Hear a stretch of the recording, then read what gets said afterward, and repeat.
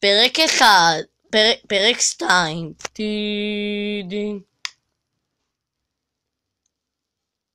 אופס. שיט. מה קורה גייס?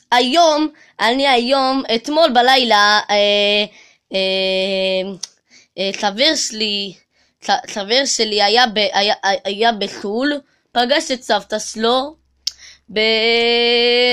אני עכשיו גנבתי לו את הכובע, הוא לא יודע איפה הכובע, הוא הסתבך בצרות, עשינו קנה כובע חדש, ואני עכשיו הולך לעשות לו הפתעה מדהימה. מי זה?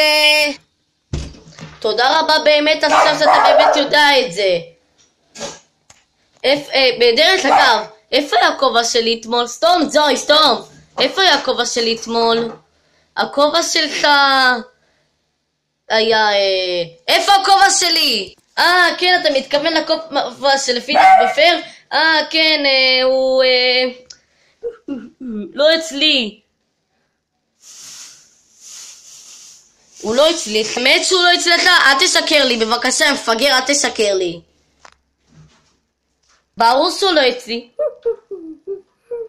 אוקיי, אז אם משהו קרה, אז אני קניתי כובע חדש, בעיה כזה במיוחד בלונדון.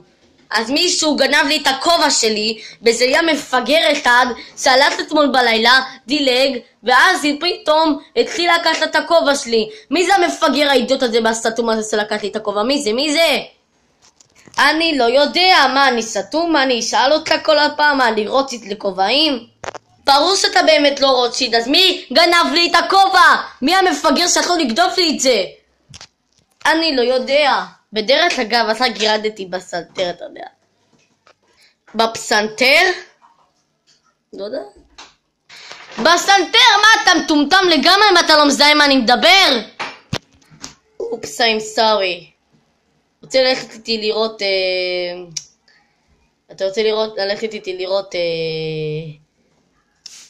אתה